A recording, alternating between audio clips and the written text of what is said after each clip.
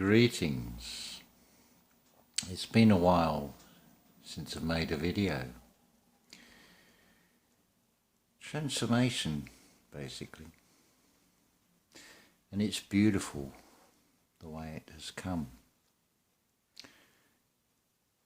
And it's come from the system. Let me explain this.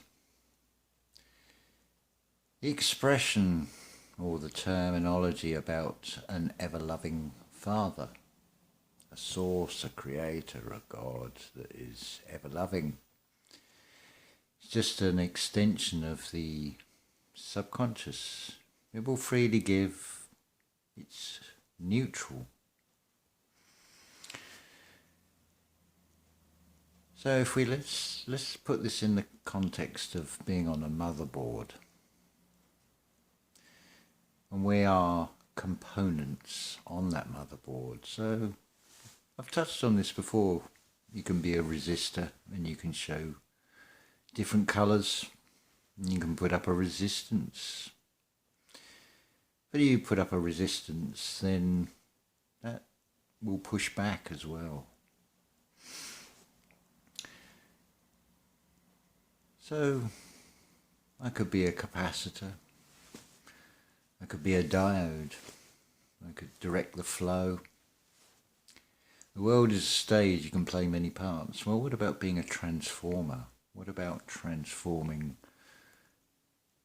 this reality? I don't need proof that this works. I know this works. You've only got to look at the child. Look at a child. That child that had that desire that it wanted to feed itself. That child that had the desire that it wanted to master walking. You've all done it. You were that child. I was that child. We've all been through that. It was a bit of a shock when you came into this physical reality. That moment you were born and died, yes, you've already died. The moment that umbilical cord was clamped, your entire intake was suddenly switched off. But then you're reanimated by a doctor, and then you have the experience of using the lungs, breathing in air, breathing in oxygen, being able to make sounds, vocalizations, which are, of course, disturbances into the ether or the matrix, whatever you want to call it. I've made 3 non-videos recently. Those that are meant to will feel it.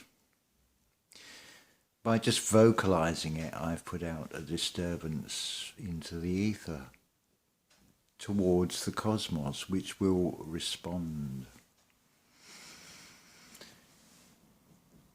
You see, imagination does create reality, and it is all from the feeling.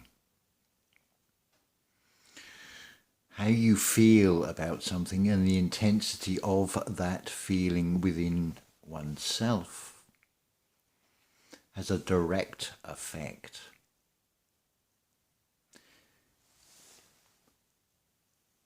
There's something that really stuck in my mind was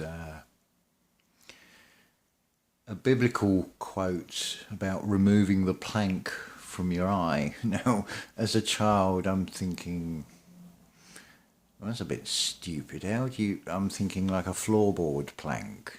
Just physically the size of it is not going to fit in the eye. It's a bit like the camel through the eye of a needle.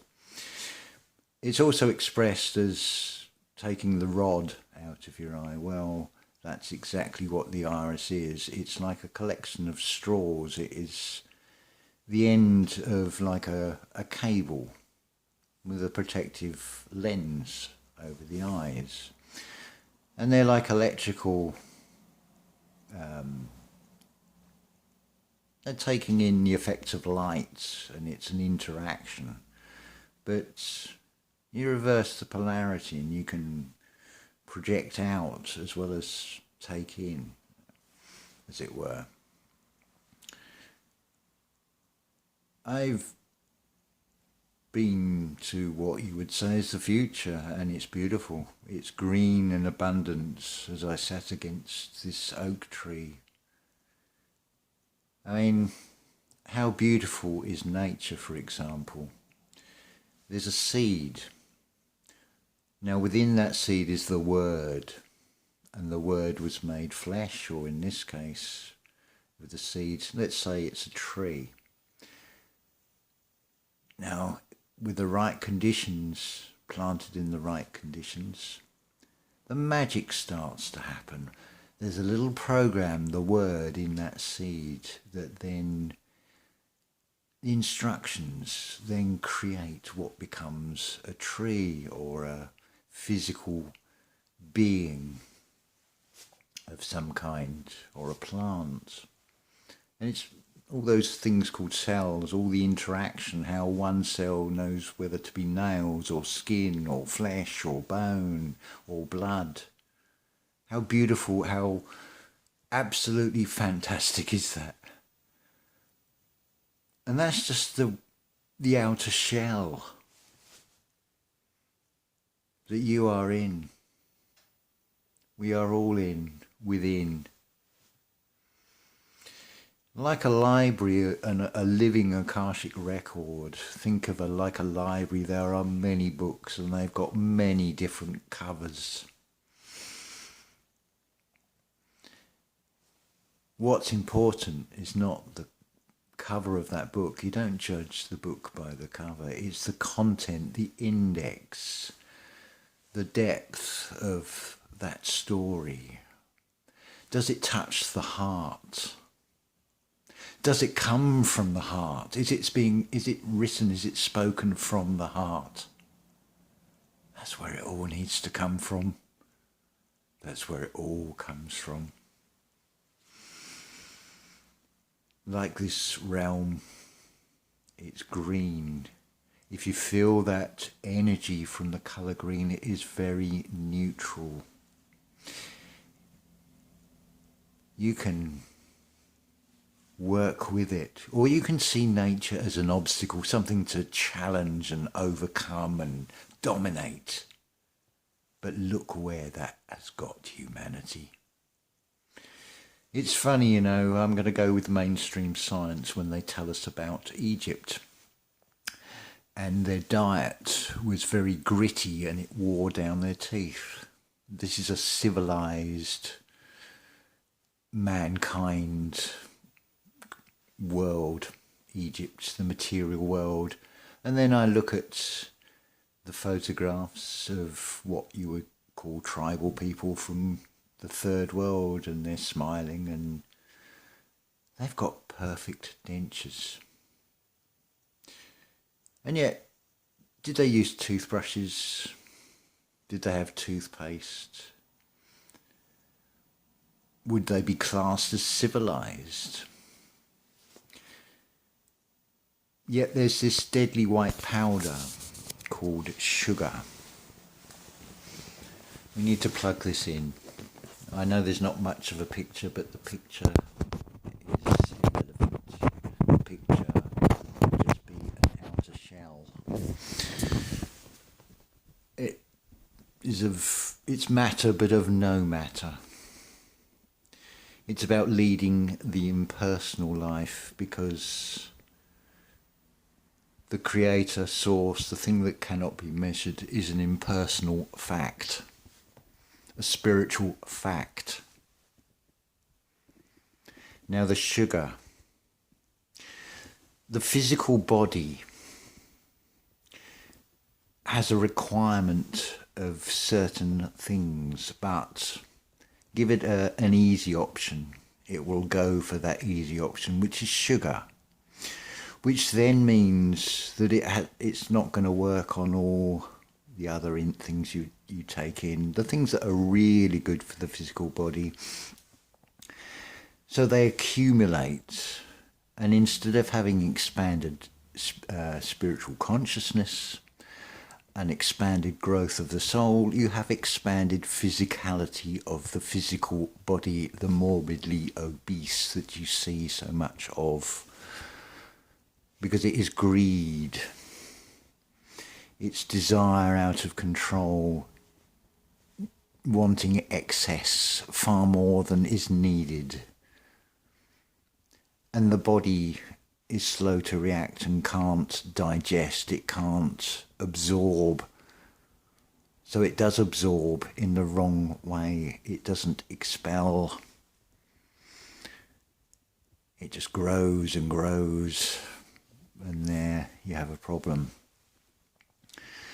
But it doesn't have to be that way. You just do exactly the same as you have done with everything else. Practice, practice, practice. Repetition. You program that physical body. You create the chemical changes from the intensity of the feeling and the thought and the desire that you put in to what you wish to do. But what is the limit of your imagination? What do you wish to create? Yes, we all want a perfect world. But are you going to tell me you're going to try and run before you've even learnt to crawl? Start with something small. Start with a small visualization. Test it for yourself. Imagine something pretty ordinary. Let's go with finding a feather. You visualize seeing a feather. You pick up that feather. You've already done this, I'm sure. So it's not that difficult to visualize. You can bring in memory to this. You can draw on the experience of holding a feather, feeling what it feels like in your hand. So you remember going through that experience, you recreate that in the mind. It starts off a process, and before long, you will find a feather. Having mastered that and proven it yourself with something so small and what would appear to be so insignificant and yet so vital to how this all works, you can then start going from crawling to walking to running. You can then start to think big. Imagine that you can put enough thought and feeling into creating a harmonious, abundant, green world where everybody has sufficient. Nobody has dominance over anything or anybody else. A world where, or a reality where things are done from the heart. The thinking is from the heart. And it is manifest into this physical realm. I didn't come here to experience shite. I came here to experience life. I came here to co-create in this particular form. But I am in all forms. I am everything. Don't be fooled by the physical shell. That is why I have deliberately kept the visual aspect to an absolute minimum, because it is unnecessary. You create that picture. You have your own book cover around you. But we are co-creators. We are a drop in a vast cosmic ocean.